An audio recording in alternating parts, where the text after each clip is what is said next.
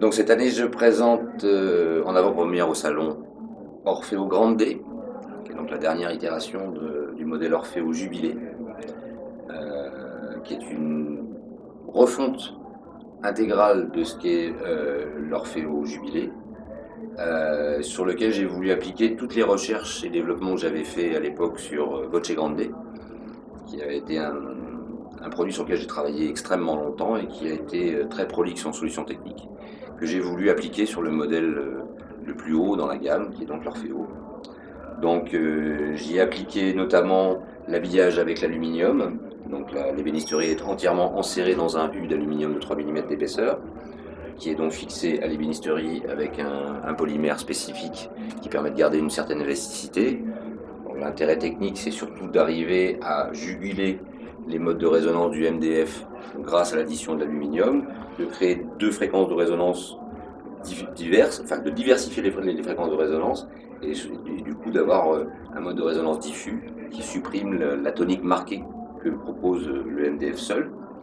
Donc ça donne beaucoup de rigidité, ça donne aussi un peu de masse. J'ai voulu aussi utiliser le principe que j'avais aussi développé pour Voce Grande, qui était d'utiliser un socle fabriqué en deux parties. Une partie qui est en contact avec l'ébénisterie et une partie qui n'a aucune liaison solidienne avec l'ébénisterie. Et entre ces deux parties-là, donc ces deux plaques, on insère en fait un polymère particulier qui permet de transformer toute l'énergie vibratoire en chaleur. Et en fait, le système est suspendu, véritablement, grâce à ce système-là, et ça nous affranchit de l'utilisation, notamment des pointes. Donc le système est posé sur des patins, d'une manière très simple. Voilà, j'ai retravaillé complètement son filtrage, en changeant les fréquences de coupure, les composants du filtre, et en optimisant pas mal de paramètres dessus. Le câblage interne aussi est différent, donc les fréquences de coupure ont glissé à 2,2 kg pour le médium, donc pour le tweeter, donc le tweeter marche plus bas. Pareil, donc c'est toujours une 2 voix et demie, donc les deux haut-parleurs de Grave travaillent en tandem à partir de 220 Hz contre 300 à l'époque sur la première Orfeo Jubilé. J'ai récupéré donc le médium, pardon, le haut-parleur de médium grave de Voce Grande avec son ogive en aluminium. Voilà. Quoi d'autre? Les borniers sont différents. J'utilise plus des borniers Mundorf, mais des borniers ETI qui sont extrêmement performants. Avec le principe de mise à la terre des résistances d'égalisation du tweeter, qui permettent de drainer toutes les micro-décharges électrostatiques accumulées dans les résistances. Donc en fait, c'est juste un câble qui va après à la terre de l'installation. Voilà, donc ce produit-là, effectivement, a beaucoup évolué en termes de fluidité, de lumière, de densité. Il a vraiment gagné énormément en performance. Il sera proposé à 14 800 € la paire dans cette finition aluminium gris.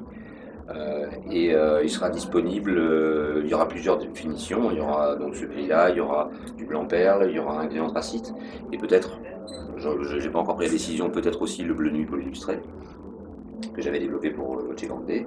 Et donc il sera disponible, je l'espère, chez les revendeurs. Les premiers modèles de démonstration pourront être écoutés en fin d'année.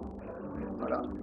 Parallèlement à ça, je profite du salon parce que tous ces développements-là, en fait, sont des développements qui ont été faits durant les 2 dernières années, puisqu'on n'a pas pu faire le salon l'an dernier. J'ai retravaillé complètement la gamme des produits muraux, donc les EMP, enceintes murales plates. Il faut savoir que l'enceinte murale chez Jean-Marie Reynaud, c'est une tradition depuis 1992. Donc on a une grande expertise dans l'utilisation des principes de charge spécifiques à l'utilisation d'une enceinte contre un mur. Mon père avait fait un gros travail de développement là-dessus que j'ai repris. Et donc j'ai repris les deux modèles principaux qui existaient jusqu'alors, jusqu'il y a 2-3 ans, qui était enfin même pas plus, c'est 5 ans, qui était le MP2, qui est devenu EMP Grande, qui est la grande EMP, et le MP Nano, qui est devenu EMP Nano Jubilé. Et pareil, avec tout ce que j'ai appris de la Voce, j'ai voulu aussi l'appliquer à ces produits qui sont vraiment des produits pour moi de vie, parce que le fait d'utiliser le mur comme complément de charge du système, on s'affranchit d'énormément de contraintes acoustiques. On a vraiment la musique qui s'installe sur toute la surface du mur. On a vraiment, je dirais, un spectacle extrêmement grand. Et surtout, le gros avantage, c'est qu'on gagne beaucoup de place. On n'a plus de câbles qui traversent la pièce, etc. Et on peut se déplacer dans la pièce en gardant une véritable constance de timbre. Voilà. Et ce sont des produits qui ne font pas du tout de concession sur justement la qualité musicale. C'est pas parce que c'est un produit plan qui ne va pas proposer les mêmes qualités de timbre et les mêmes performances qu'un système traditionnel. Simplement, il a un mode d'utilisation et un mode d'installation différent. Voilà, donc le MP Grande D utilise un nouveau haut-parleur de médium, qui est un haut-parleur qui a été développé pour elle, et le tweeter aérostriction qu'on retrouve d'ailleurs sur l'Orfeo ainsi que sur Voce Grande.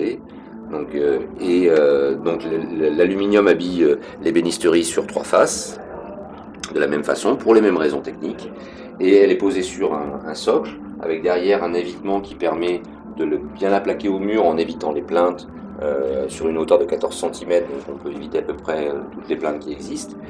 Et elle est posée donc sur un socle qui lui aussi est sur un polymère, donc elle est complètement découplée du sol et également du mur.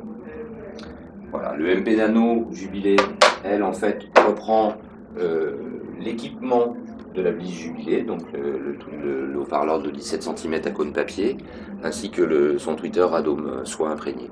Voilà. Donc le MP Nano et le MP Grande D sont des produits qui seront disponibles très rapidement, je l'espère avant la fin de l'année, puisque j'ai maintenant tous les éléments pour pouvoir les fabriquer. C'est des développements qui ont été faits il y a déjà maintenant un peu plus d'1 an, donc j'attendais patiemment de pouvoir les montrer et les démontrer. J'espère pouvoir faire des démonstrations prochainement sur Paris, notamment de la MP Grande D. Et au niveau tarif, on sera aux alentours de 2600 € pour le MP Nano Jubilé et 6800 € pour MP Grande D. Merci Jean-Claude. Mais de rien, Jeff.